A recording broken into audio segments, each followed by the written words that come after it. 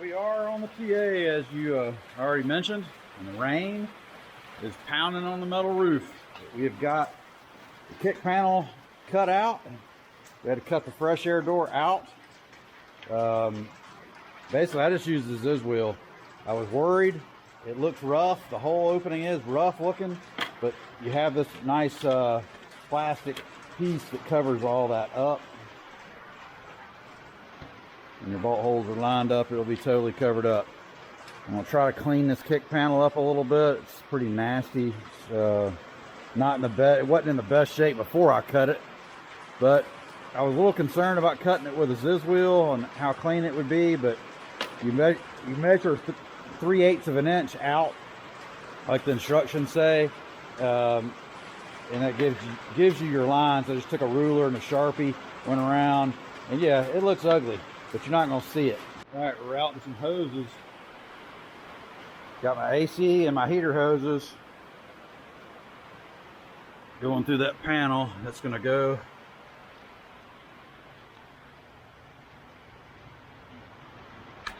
let me grab a light. They're out through the kick panel.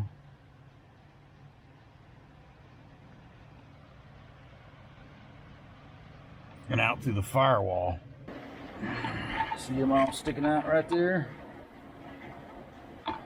So I'll pull all those through. I'll pull them all through, and then the inner fender is going to hide all that, just like that one does. Goes all the way, arches back. Those lines will come up under the fender. Okay, so I got the hoses, most of the slack pulled out. I'm going to leave that amount there.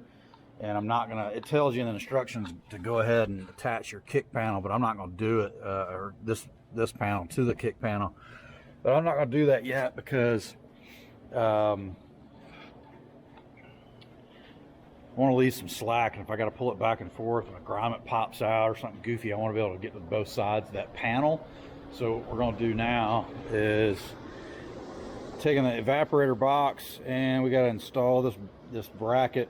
So I believe this is going to mount to the firewall. This is going to go here with these bolts that are already in the case, according to the directions. Next up, after you get your bracket on, you install your heater core extensions. Excuse me.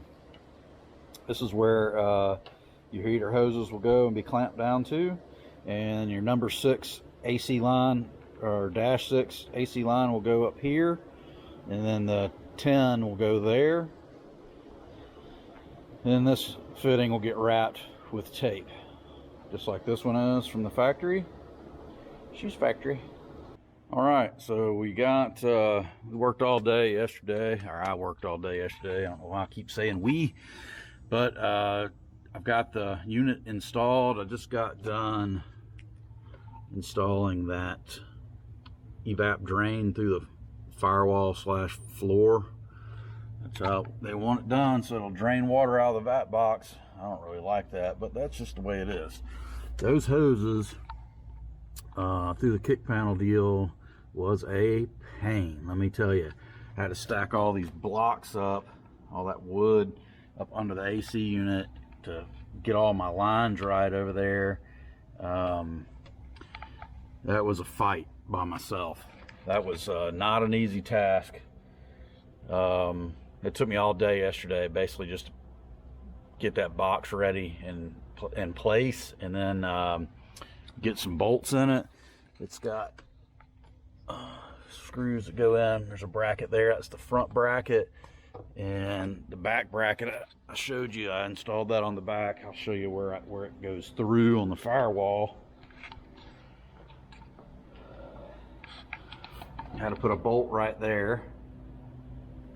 So this deal right here, and I'll have to reshoot some paint on that. I painted the bolt before I put it in, but it's going to have to be touched up.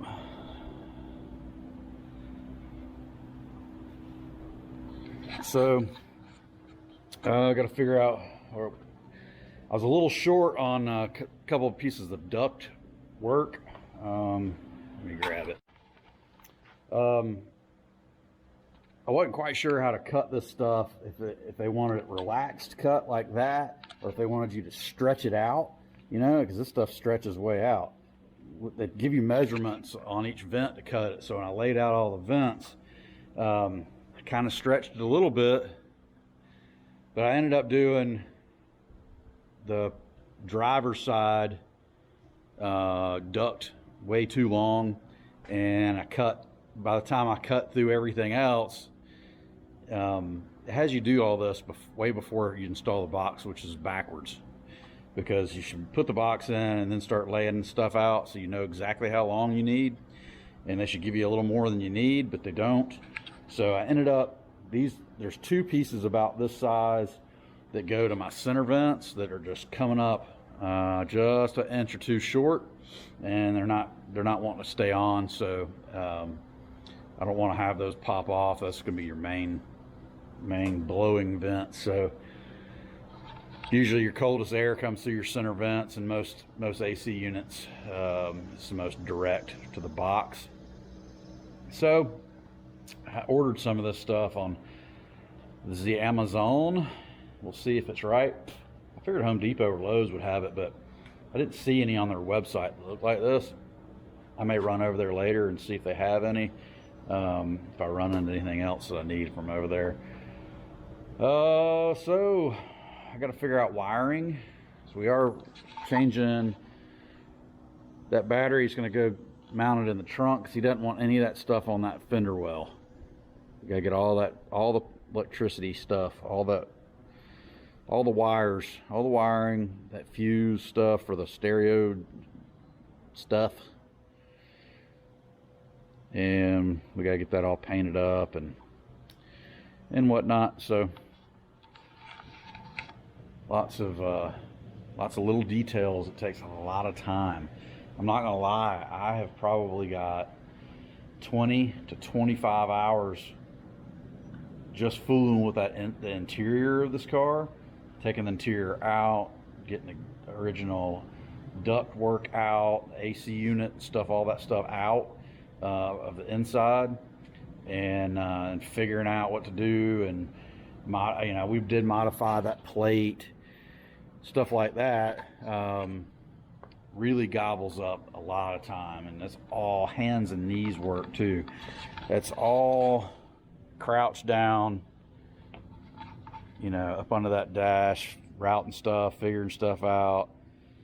Yeah, if I did another one, it'd probably go quicker because I have an idea in my head how to approach it. But if you've done a couple, I'm sure it's a lot easier. But the first one's always very time consuming, and that's just the way it is on this one. I've never done one, and these cars are pretty tight quarters anyway. So the way the floor is shaped in them and stuff, you just don't have a lot of firewall and floor room over there. It's hard to navigate it, but we're getting through it, and we're gonna move on, figure out our next step. We got to deal with that routing. So if the battery's going in the trunk, then most likely that wiring is going to get routed towards the trunk. We may put another fuse block back there. Be a lot easier probably, but not 100% certain how we're going to do that yet. All right, we're back on the TA again. If you caught the last video, we put the condenser in, got our hard lines ran. I put the binary switch on the dryer, which is in front of the condenser there. And then I found that there's a trinary switch to run fans. So I'll probably end up spinning that on when I go to wire everything up and we get the fans back in. So this thing's got an aluminum radiator with electric fans. We want it all to be automatic. I don't want Robert to have to fool with flipping fan switches and stuff like I do in a race car. We want to set it up automatically so the fans come on and you can adjust when they come on, all that good stuff, hopefully. Don't know if it's going to be adjustable or not. It should be, unless we just use it on a temp switch. But so that switch ought to make it where when you turn the air conditioning on, the fans automatically turn on. and we'll fool with that at a later date. Right now, we have to get all this junk off this fender well here and get that side painted up. We're gonna start with taking that brace out so I can get that battery out of the hole, because it's not going back in there, it's going in the trunk. We're gonna get that cruise control module out of there. We're gonna get that stereo gigantic fuse stuff out of there. We had mounted that remote solenoid. It's like a Ford starter solenoid. We'd ran power off that when we did a bunch of work with this car like a decade ago. So I'm gonna pull the booster and the master cylinder off, get that firewall painted up, get this fender well painted up, and get the other fender painted up, and start thinking about putting that fender well back in, fender liner, inner fender, whatever you want to call it. I might be able to get started in, but I'm gonna need it back on the 2-post lift before I can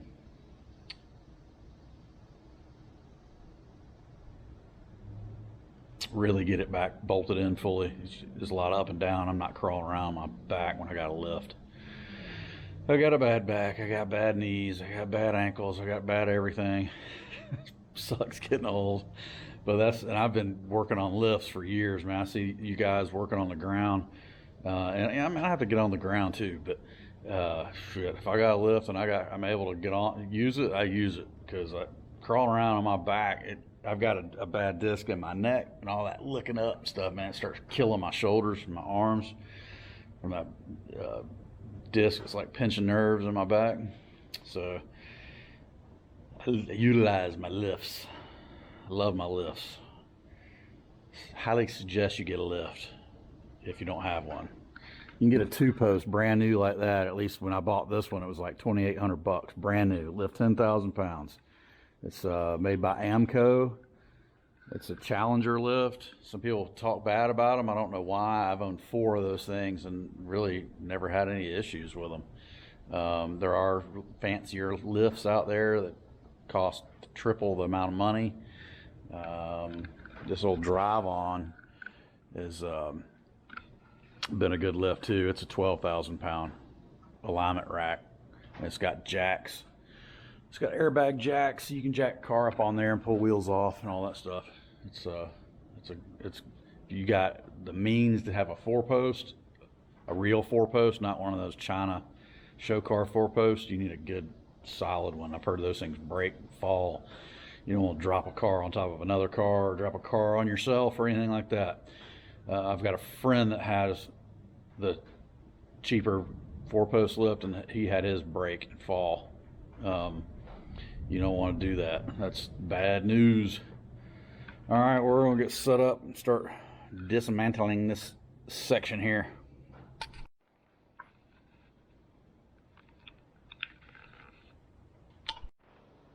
All right.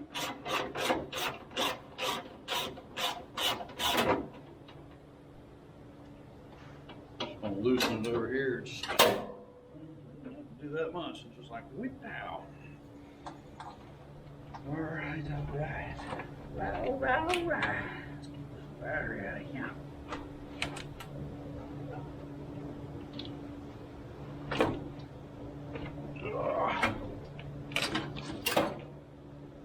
She's heavy. Heavy, she's dirty. Get the weight in the back of the car. We're not full drag racing this thing or anything, but he's mainly wanting it for looks. I think of it as weight distribution. Yeah, looks is part of it. There's a board in there. Well, that battery tray is rotten.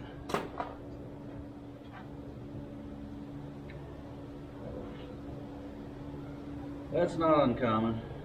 I'll unbolt this tray. I mean, there's not a lot left of this tray. Unbolt it, get that thing out of there. All right, it's busted loose, so I'm gonna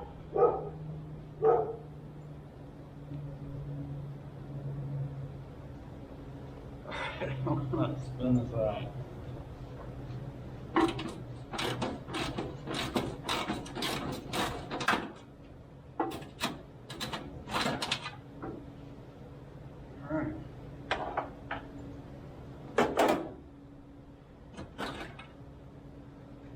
much left of it.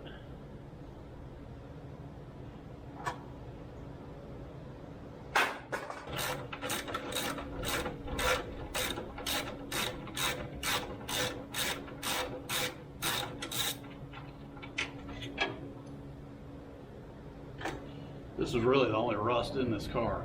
I mean, seriously. I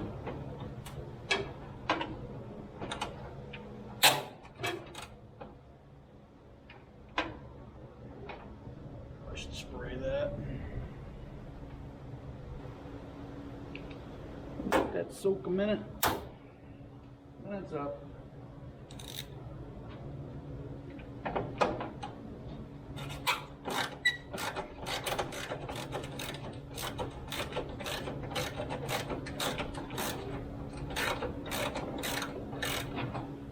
Cut myself somehow.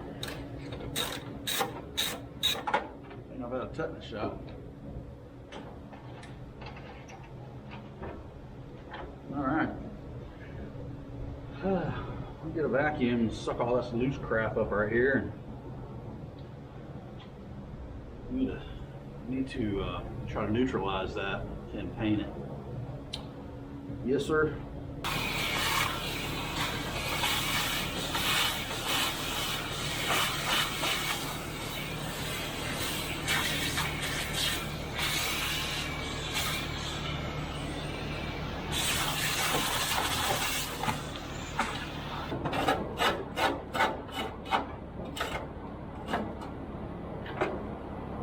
Trying to loosen up the big stuff.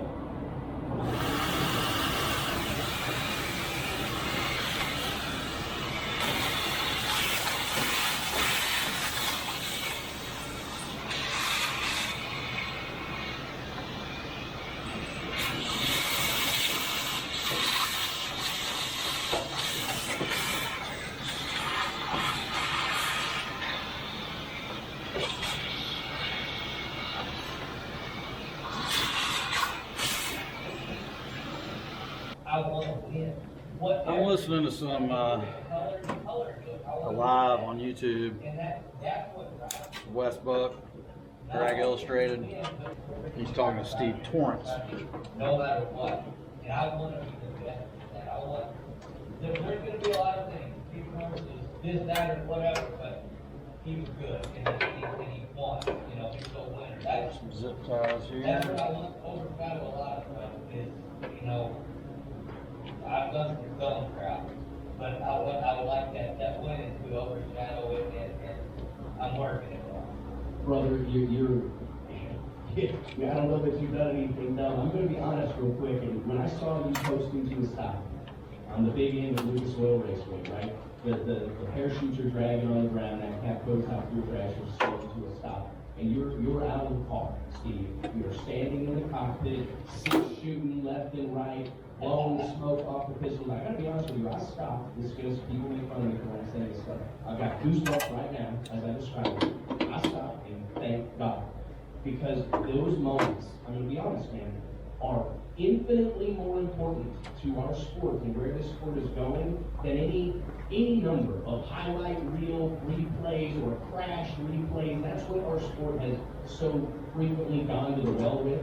How quick can we show some tire shape? But let's show some headers, right? Let's show some header play. Let's show somebody barrel rolling through the grass.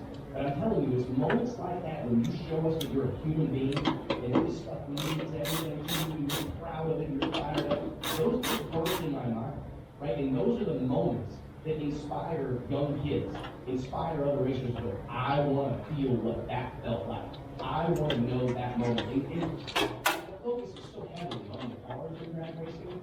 It's often problematic in my opinion, in this man's own opinion, but I'm telling you, thank you for giving us that real emotion. And I'm just curious for everybody watching, would you take us through that? Because in a few milliseconds prior to unbelting yourself, I hear drivers telling me all the time, hey man, they got me strapped so tight in the car, I can hardly take a deep breath. But you're shucking this stuff all up and standing up. Can you just take us through that moment of elation, Steve? Man, there's so much that builds up to that moment. Not only just race day, but you're also talking, this is the U.S. National. You built this up your whole life for your drag race. And you know the magnitude of that race. It doesn't count anymore, it doesn't a lot anymore, but it is more. Everything about it is the U.S. national. It's where legends are made. And so the build up to just going to the race is huge. And then first round you get by, second round you get by, third round, you know, everybody's tough. I had my dad start round, one of the few cars to even go down the right lane. He was there and ready for us if we screwed up. And then in that round, we had the opportunity to run behind Rugged and Brittany, and we see what they do, and you know that you've got to have lane for it. The racetrack was a one-lane racetrack, and sometimes it's that way, and sometimes it's not. You hadn't picked up on it. I love drag racing. That day, it was. So I go in there. Haven't been into the pro stuff much in the last few years. Really any of it. Shallow. Took a break, took a hiatus, sold all my drag race equipment. That hard, you know, but Had a 30-foot enclosed Hallmark edge, dually, he started laughing. He goes, man, high 5-second, I'm still looking at that ball flicker. 8-mile Camaro, little nitrous car that we were trying to compete at the time in Ultra Street. It's crazy that our details up to it. And then Kids came along, started raising kids instead of building drag cars as much. Priorities change in life. And so, you know what that team is capable of, but I've got a lot of confidence and just belief in Richard Hogan, Bob Lugan, and every one of my guys. I have a little confidence in that left lane. I think that left lane is going to be better. And then you see Wilkerson run down through there and win in the right lane. It's going to be a little bit tough. And I stepped on the gas. I knew I was a little late. I was 75. My worst line of the day. But Fred, hold on. I didn't hear Richard Hogan tired. I heard her when he left, and then I couldn't hear her the rest of the way. So I didn't know what was going on. So you go through, throw the scoops, and you start looking at that wall. You're looking for that light to come on, and it takes forever. I don't know how we're country grab, we're going, 300 feet a second. So you're looking for that light to light up, and when it comes on, that time takes 5 minutes to happen, and then it takes forever to go to the finish line. I didn't even remember. I went back and watched the race Monday. I didn't remember standing up out of the car. I didn't remember any of that. We were just so pumped up. And raw emotion is something that I've had difficulty controlling in the past. But if I'm happy, I'm happy. I'm easy to read, and I don't hold back. So that feeling of winning the U.S. National, the second time that we've done it as a team, and just the way we did, because we go out, we go 68 qualifying, we go 71 first round, and then 74 every round after that, and probably our attitude is going to be 72 or something. And that's pretty stout for 5 laps. I didn't watch Indy. Indy was this past weekend. Just have that pride, and you want to toss that 10 out and say, I drive that car right there, and those guys are trying to do it. And I'm just like the hood on the front of the big truck. It's like the Mack truck that's full. No, they had a lot of rain up there. Gets to represent Finally got the race in. and what makes it be that Mack. You do an incredible job of being the full out front ski. I mean, and I gotta tell you, man, for whatever hell you've taken over the years for being, for wearing the Firebird shirt sleeve, I want you to know that there's a large contingent of us in the drag racing that applaud every step of the way. Because you gotta take the good with the bad. You really gotta do, and you gotta be that way. You gotta, if we're gonna see our sport get to where I believe it could go, I believe drag racing, here, hand on the Bible, this is the great American motion. I mean, what's the best part of a NASCAR race? The drag race to the finish, right? I mean, what's the best thing that can happen in a Formula One race? Two of them things, goofy little things coming out of the final turn, side by side toward the checkered flag. Drag racing is what this country was built on, in my opinion, as far as motorsports goes. And I get, and the only way we're going to get to where some of those sports are is by having ambassadors such as yourself, competitors such as yourself, sell the world on it by being fired up. And that means being happy when you win and being pissed off when you lose. And I was watching when Ron Capps was dejected climbing out of that Napa plane car. I'm watching it, please throw something. Kick it. Please, for the love of God, do something. And he gave us a good show. He was clearly, he was clearly upset. But a lot of times people need to see how much it means to win and how bad it hurts to lose. Because most people are never going to go 300 miles an hour. Right? Most people are never going to get to do this stuff. Right? So how can we get them hooked on this? Is by getting hooked on Steve, by getting hooked on Ron Cap, by getting hooked on Matt Hagan. It's about the personality. So man, I will tell you, please, don't let off the gas. Good, bad, ugly, otherwise, let us have it. And I tell you what, those people that say bad about it, they're going to say bad about something else. If it's not that, it'll be something else, brother. I'm curious, going into the countdown here, things have tightened up, Steve. What we lack in quantity, we surely make up for in quality of cars right now. Who do you see as your biggest threat headed into this final stretch of the NHRA drag racing season? You know, hands down, it's going to be Brittany Russell. I mean, there's just such a strong team over there. But you got to look out for Billiken right now. You got to look out for Antron right now. At any given time, you got to watch anybody. I mean, nobody's easy at these things. When you add nitro into the mix, throw out any kind of flavor. I mean, it's just, these things make so much power, conditions change, they can blow up at the drop of a hat. Anything can happen. I mean, look at Hagen, he didn't hurt. But they got it. There's been some times when it feels like, man, these guys have worked their whole lives for this moment, right? And because of, just following in the steps of other sports, right? We're gonna just do what they do because that looks like that. I'm not sure how I feel about it. Closing question, Steve. I know you gotta go. I know you're late for a meeting. We had a hell of a show in Indy, and despite the rain and despite losing a bunch of qualifying rounds, we did get an exciting first round of action. Some matchups that likely we wouldn't have seen otherwise. We've seen all the top cars in the top half of the ladder. We probably would have seen some upsets and things like that. I'm curious. Despite that really, really good moment, and Indy, a bunch of killer cars, we've obviously had some low moments here in 2021. We had a pretty tough field in Brainerd, obviously a tough field in Denver. I'm just curious, do you have any input on what do you see as the biggest issue for nitro racing today? Like what needs to happen in order to see top fuel drag racing have kind of the highly competitive full fields, not just in Indy, but everywhere the NHRA runs? Really, in the top fuel ranks,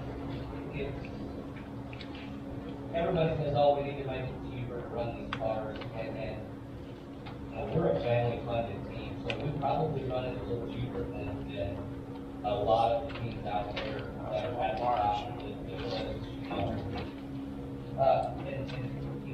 and that's hard to believe, but cars don't run that hard by carrying up cars. I hear people all the time say, oh, well, you run it that hard and blow it up to you can't run it in 60s if you're beating cars up. It just doesn't work. It's hurting itself from the time you hit the gas. It's not going to go. The biggest problem is even the lower funded teams, they don't get enough compensation back from qualifying, from winning first round. And it gets worse. The pay scale gets worse the further you go.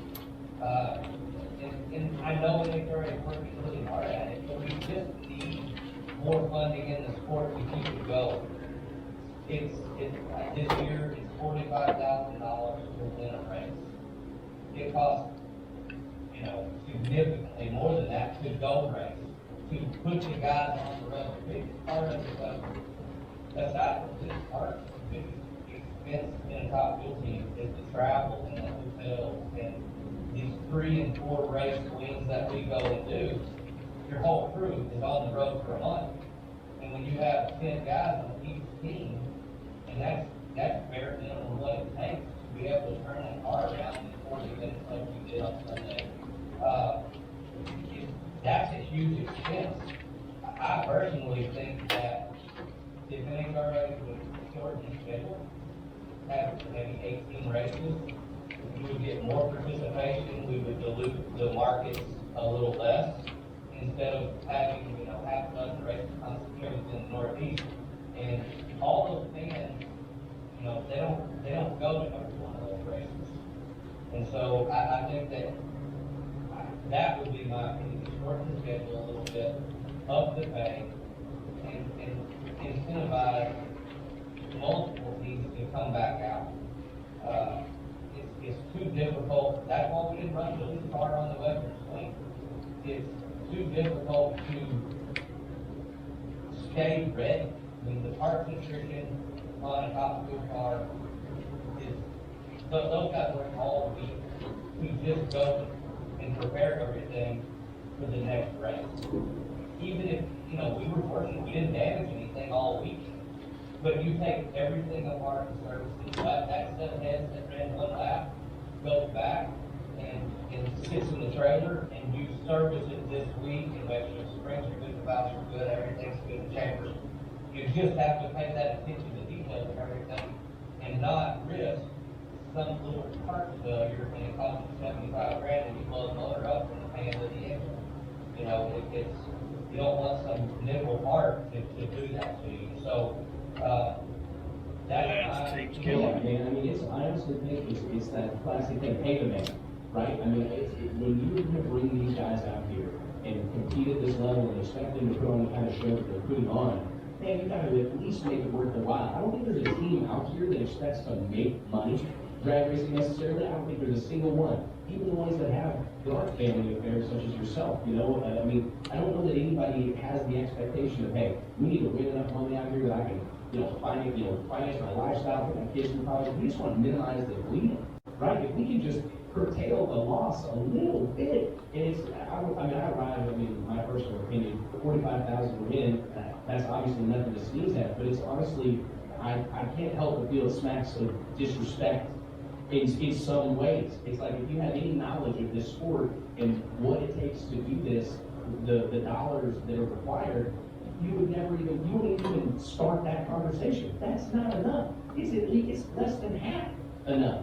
It's not even remotely close. And it just, for me, when I look at this thing and know what we have and the people we have, it's heartbreaking in a lot of ways. But I was just curious, and it's easy for me to sit up here and say, oh, pay more. And I know that there's great effort being made to rectify that and to get it trending in the right direction. But I tell you what, man, I feel like the time is now, because we can't wait much longer, in my opinion, to get this ship headed in the right direction. Because if nitro racing is going to be the tip of the spear, we need to get this particular part of our sport healthy in a hurry. And I think it starts with injuries. You know, last year, all that wire bundled up in there. 70,000 was in the championship. It's just crazy. And like what it's kind of a slap in the face, but we enjoy what we do. We love to go out there and do it, and that's why everybody's still out. But it does. You gotta have something to help stop the injury, because these things, they run on money. Effectively, I've had this discussion with NHRA.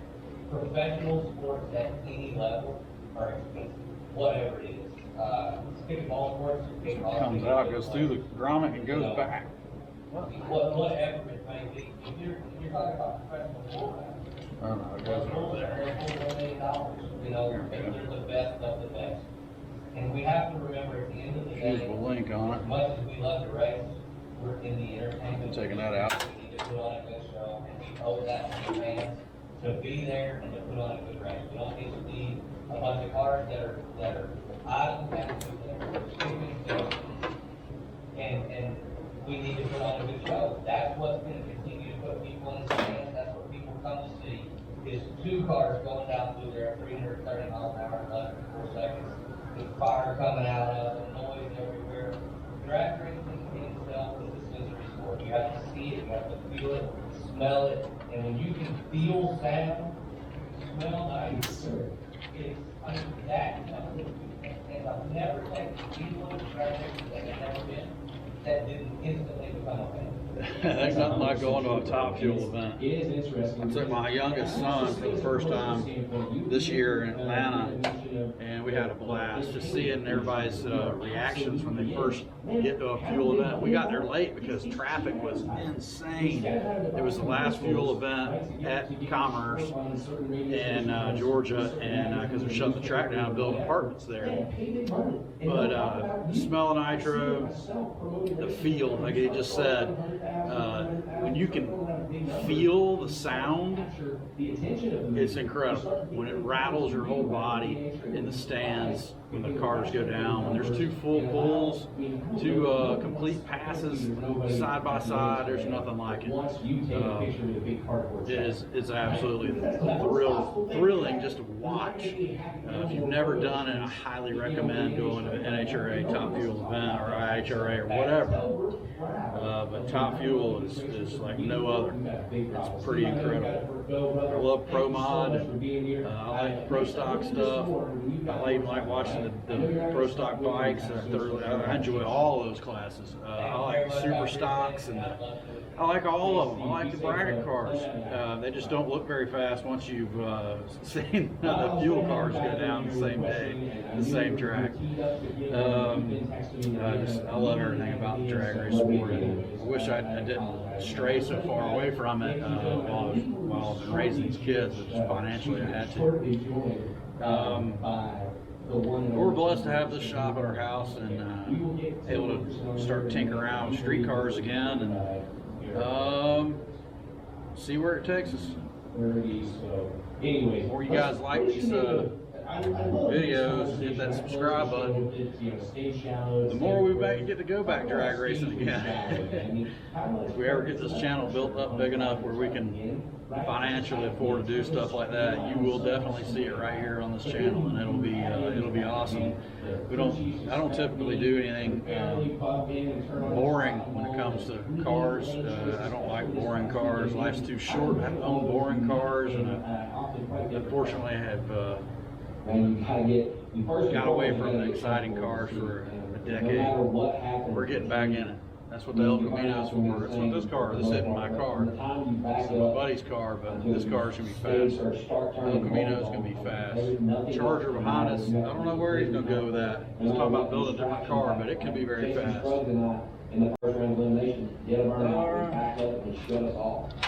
You know, so we get pushed to the back to the back of the line. Trying to eliminate garbage. I think I'm just going to go ahead and take this master cylinder, this booster out of here, and see what we're left with.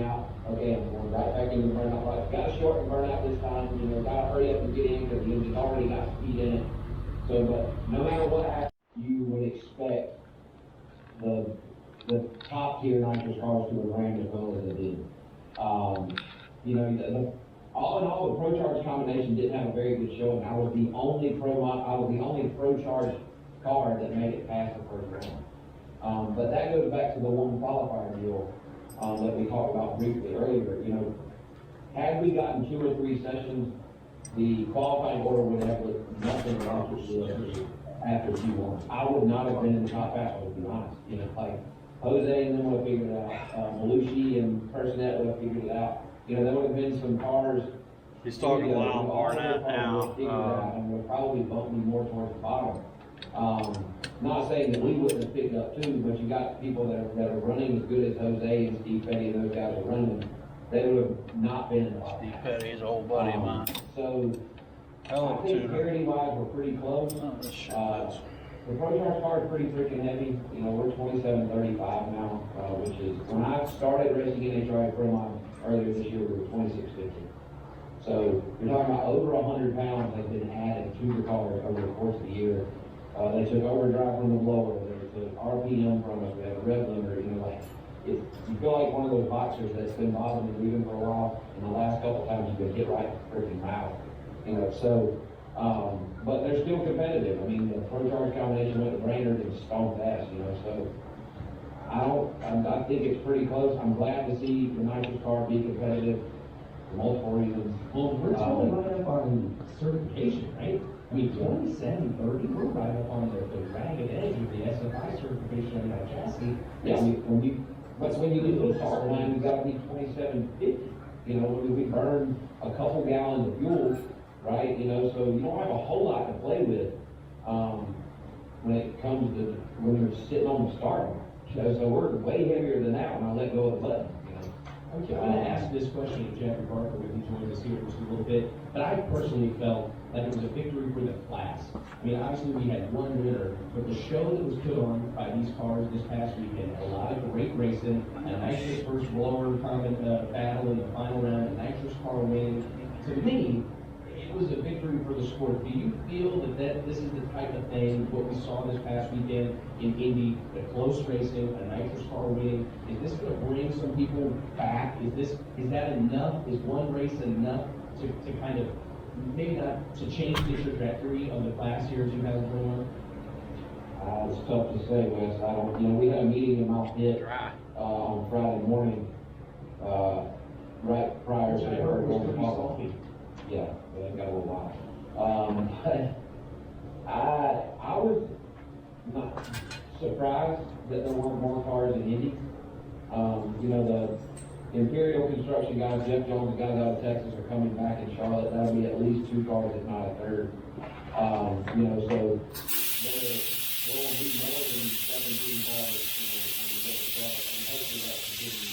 Obviously, we all know that not everybody's going to be able to this car, but this last year, on the other side of the country, unless you're in the country, you're probably not going to.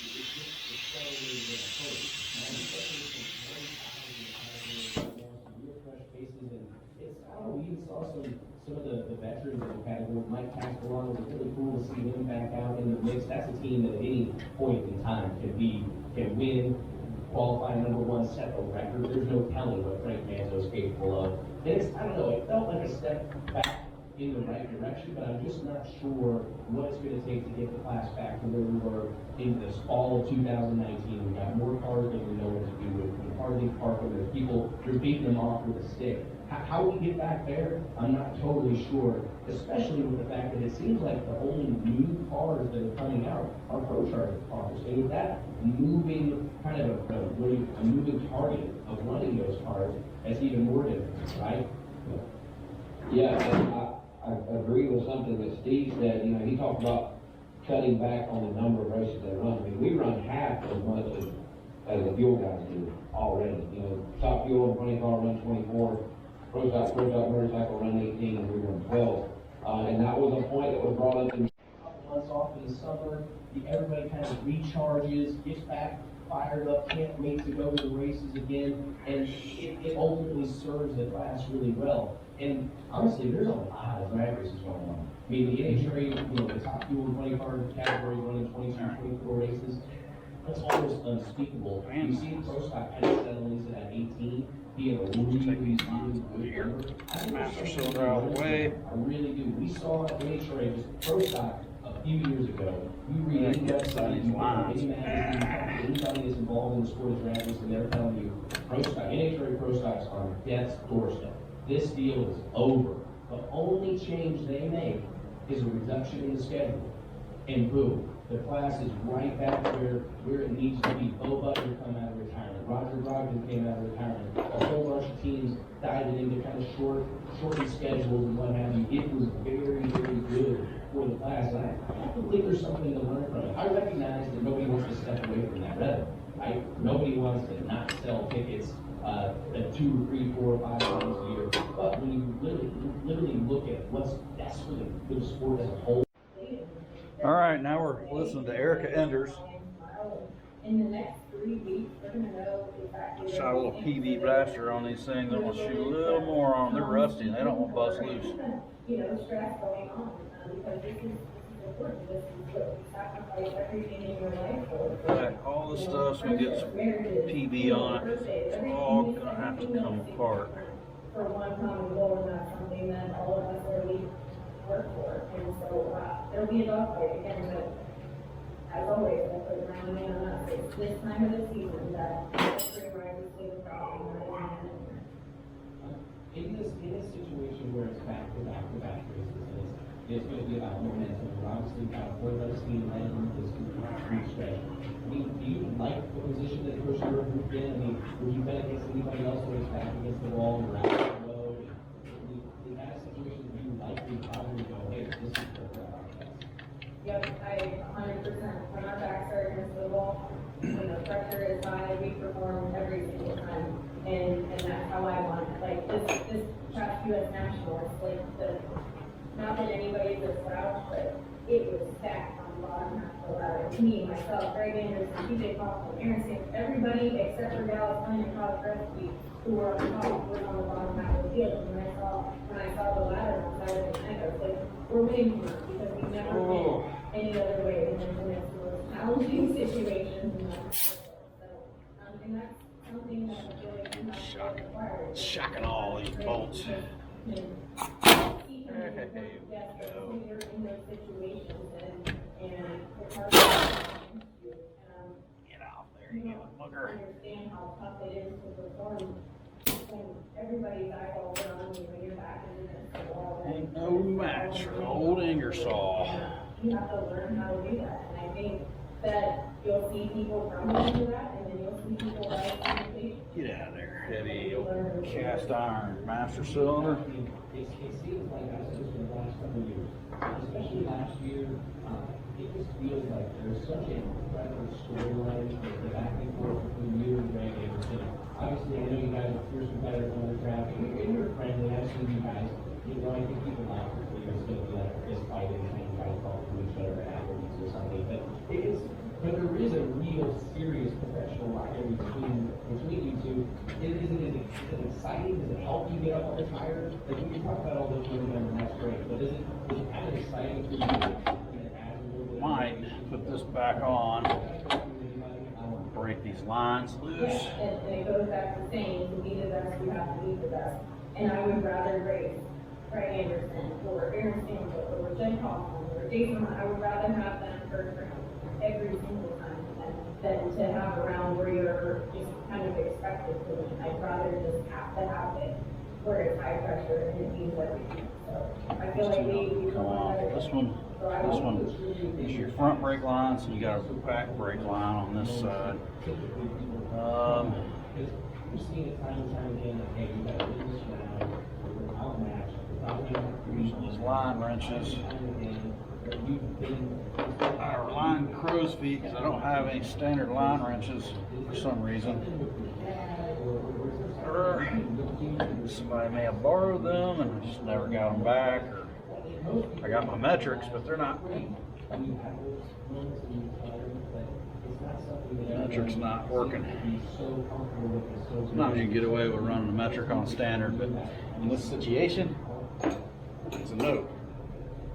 Yeah, I definitely give all the credit to my dad before his success in the business world. He was a positive mental attitude coach. He went and taught seminars on the importance of expecting what you want and speaking things into existence. So my sister and I were really blessed to grow up in a house where that was at the top of the list every single day. We weren't allowed to say, I can't. We had to rephrase it. You know, anything that we spoke negatively, we said we had to take it out and we have to rephrase it. So it's kind of like you train yourself to expect great things. You visualize only the things that you want to happen. Now, that's not saying that it's not a challenge when those negative thoughts do poke in your head. But at the beginning, that's how we were raised. Dad has kept going with that throughout my professional career. He was, you know, talking to me on the phone on Sunday, and Courtney, who's my forever night girl, like when I get in my own head, she gets me out of it. She's the last person in my door before I get the starter button. So all of those things are extremely important, but going back to like getting into a pro stock car, like you have to learn how to do this. You have to learn to perform in those situations, and you have to acquire thick skin, which is already not something that I have naturally. I have to figure out how to get there and still learning. But I feel like being treated poorly, or having your teeth pulled on purpose by a team member, or being faced with all these different adversities makes you better, makes you stronger. When you're going through it, you don't necessarily think that way. And there are days I put my head down on my desk and cry, I'm like, why do I even do this? But it's those moments that make you shine when it matters. It makes the good great. I didn't have that question written down.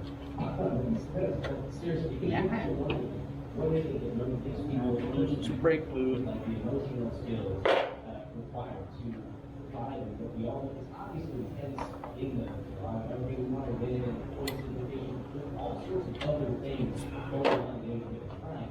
And we provide that time and again, I'm just massively impressed by it. There was a meeting, apparently, I wasn't a part of it, but I heard about it later. The NHRA came over to this kind of rally, we got all the pro stock guys and gals together. And I also think it's a really positive endeavor, a really positive meeting. Can you give us a little insight? Do you feel like, I mean, we were just talking about it, the most exciting storyline for this and drag racing right now is you and Greg Anderson going head to head. It's been that story for the last couple of years. There's all these old highlights we can use, and there's all these old little stories that we can use to support the story. Do you feel like the industry is kind of recognizing the dynamism and the luck they have in pro stock drag racing right now? Yeah, I'm definitely hopeful that they are, and I feel like they are more all ears than they have been in the past.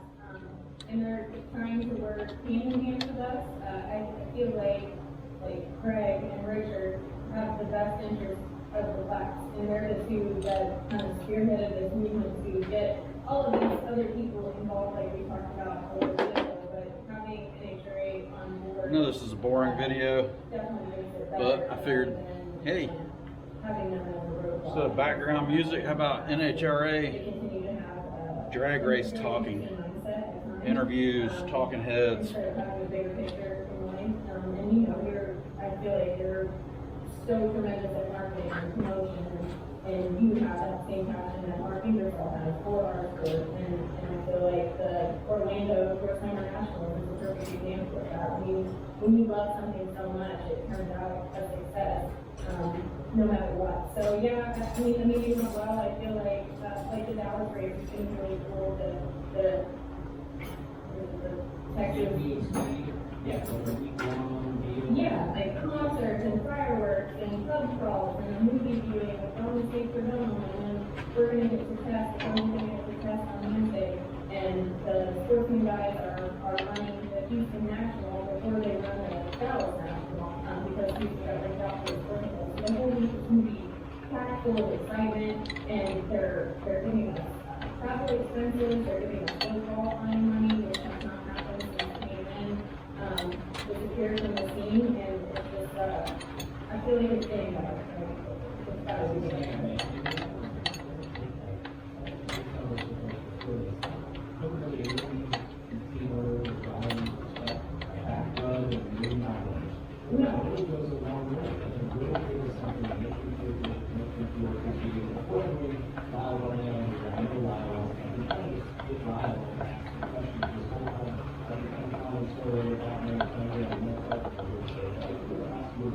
I don't want this to skew negative because I know I hope it's the opposite of that. But I'm sure that it breaks your heart. You really do that piece of this. All right.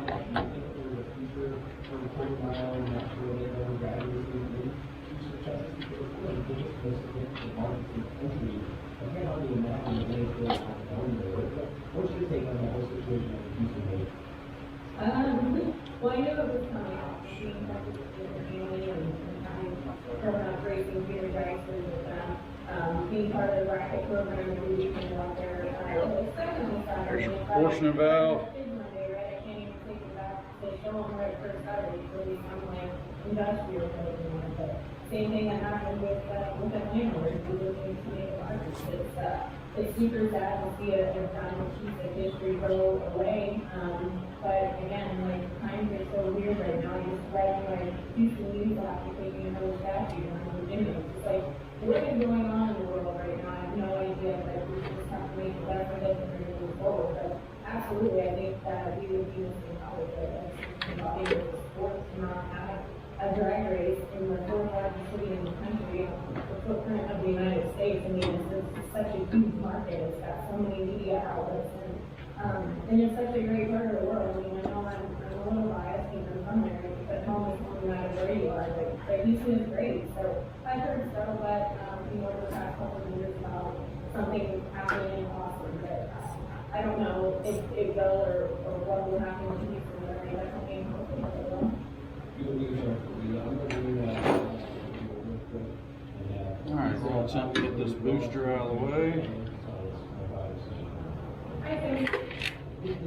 Lyle, I would love to have you cover these conversations tonight, and we have really time to speak. Lisa has got a really good connection. I think I'm going to start by sending iPhones. I'm going to announce the line of the show, and then the overnight iPhones. We got to have it all fine and that day's coming. When we reach that Joe Rogan level, it's coming. That will be it's going to fly people, we'll be all over the studio. What we have to do is well, first of all, we have to leave before Eric got back from Pontiac so we can go to you said earlier, I've never seen a team driving behind the driver going to the I have to hold the line in the field. They have to see what goes on prior to the final round and how everybody pitches in and you really want to call that on the elite side and there are 2 members from every single team that have a job to do to get you off the ground and hurry. It's cool to get all that and be associated with that.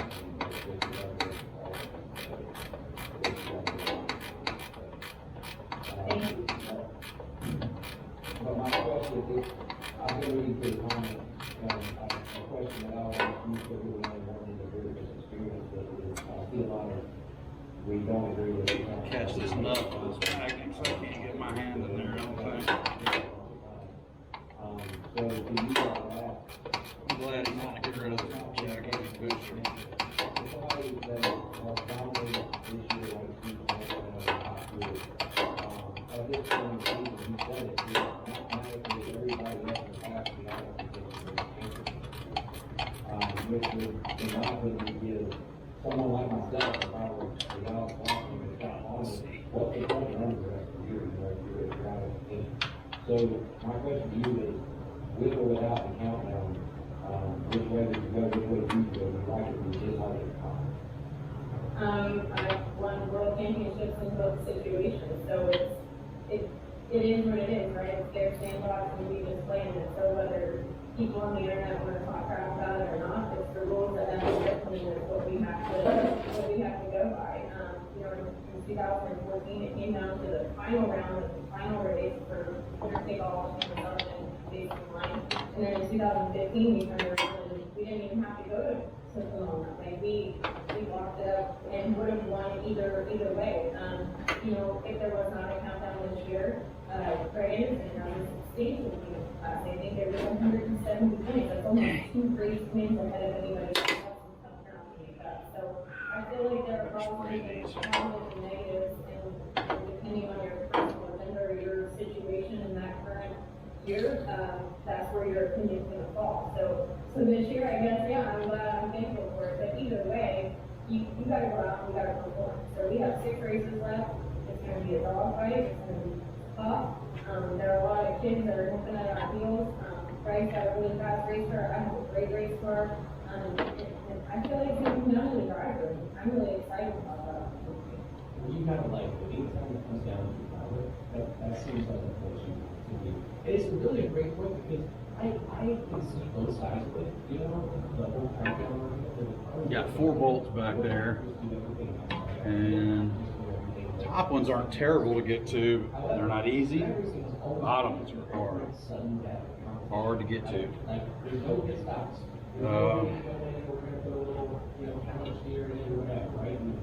always have to do it right now. Right now, you gotta wait this round. And I think this is kind of, it's the reality of drag racing on steroids. We're like 8:15 and a lot. And at that stage, it's such an early season performances. I'm not going to say nullified,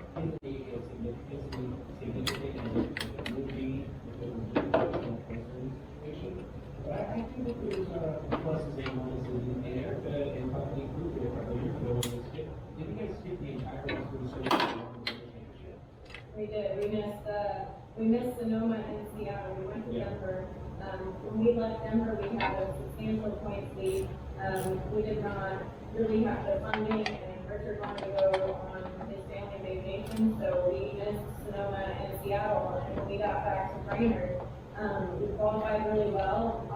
First round, I remember this like it was yesterday. Tripped zip on the tree, and we had a transmission failure in our off first round. So we went from a substantial points lead to no points lead at all leaving Brainerd. So that definitely changed the scenario for the final races of the year, but that was the year of 2014 when it came down to the final round of base line. So yeah, we skipped 2 that year. What a game drop for my own hope of that island of money weight there. I think that might be the first time I talked about what dangerous day on the show. I'm glad we got to do that. Well, E, thank you so much. I know you told me you had another one you played right up against this one. Thanks for taking the time to be flexible with us. It's been a treat to have you on here. We'll do this again in longer form and no holds barred again in the future. It's great to see you this weekend. Congratulations on the big win, and we'll see you on down the road. I think the next stop will be the Texas race, which is now a home race. Which is the most exciting thing in the world. So, anyways, we'll see you soon. Thank you so much for joining us. Thank you, and thanks for what you do for our sport. Thank you. Labor of love.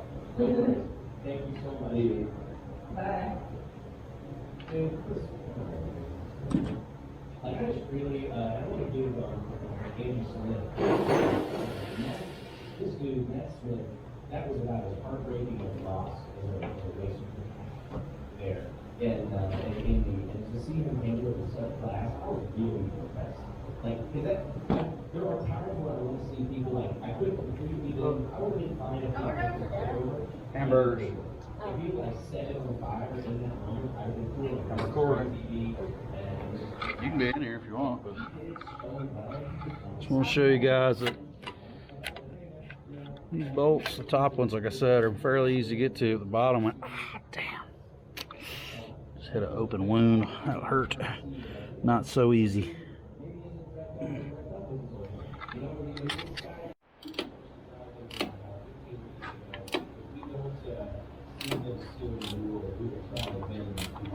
I'm gonna go on record and say that I would be at a motorcycle thinking, but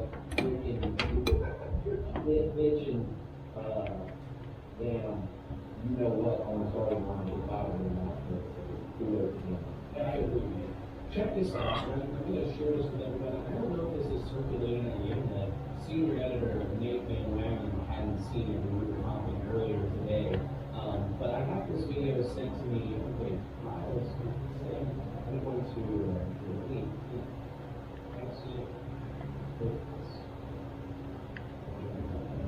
Well, it said Jeffrey says it's back safe, but it's not showing. You can go online here, right, for many things, but that's a whole lot out.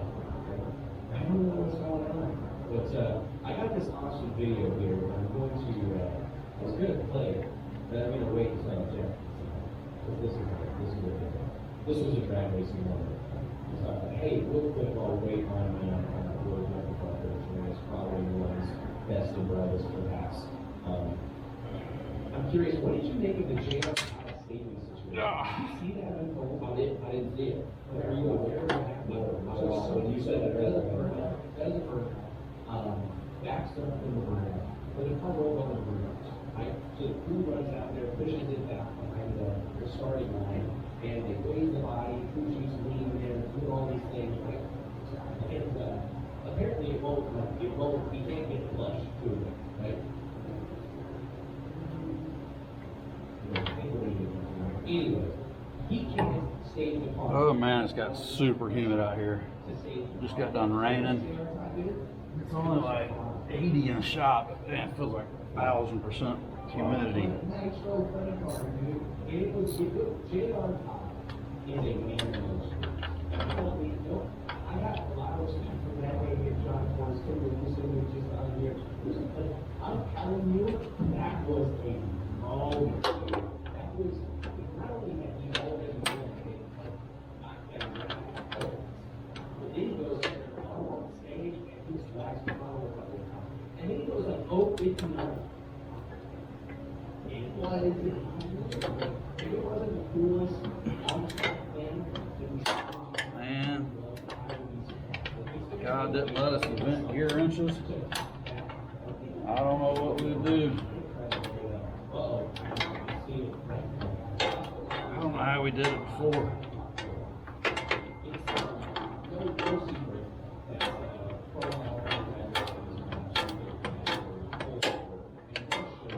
Take the whole front clip off to get this bolt out.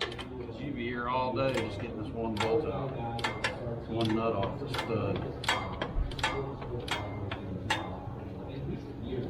I guess you can probably get it from the bottom right here. Shorty.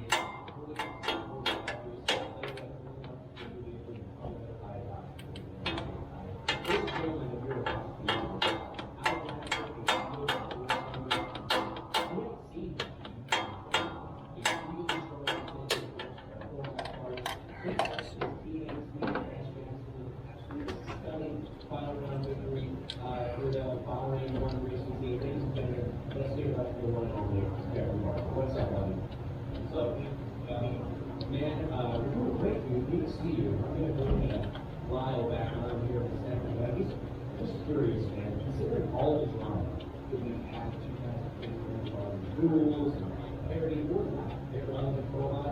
How important was this win, not only for you as a racer, but someone who, you know, obviously wants to make a stand, but how important was this win in class? Well,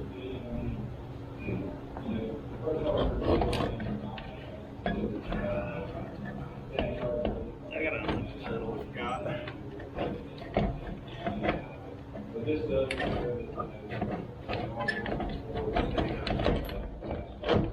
God, I gotta unclip the pedal, duh. Got ahead of myself. I don't do that ever. Never.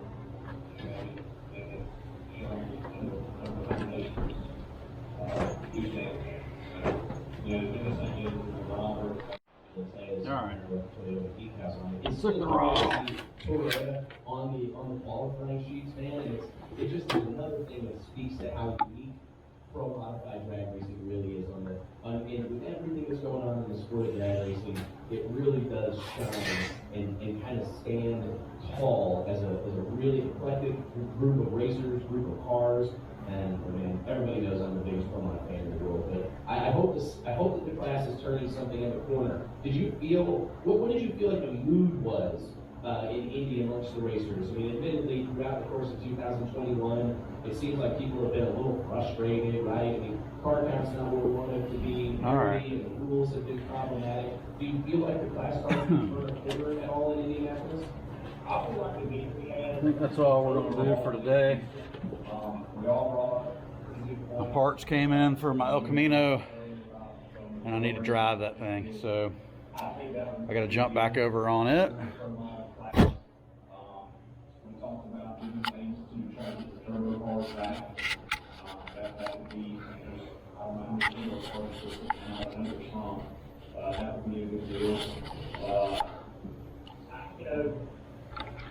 So El Camino, we need to jump back on that. I think my next move on this, I'm not going to paint over dirt, so I think we need to take it outside and wash it. I still got a few more things I'm going to take off before I'm going to wash it. But we got to get that out of the way before the Trans Am can get put back over here. I had some parts show up, some brake line, some Willwood master cylinder, and proportion of valve. So come check me out in the El Camino video coming up. Thanks for hanging out. Hit that subscribe and the like button for me. Appreciate it. Peace.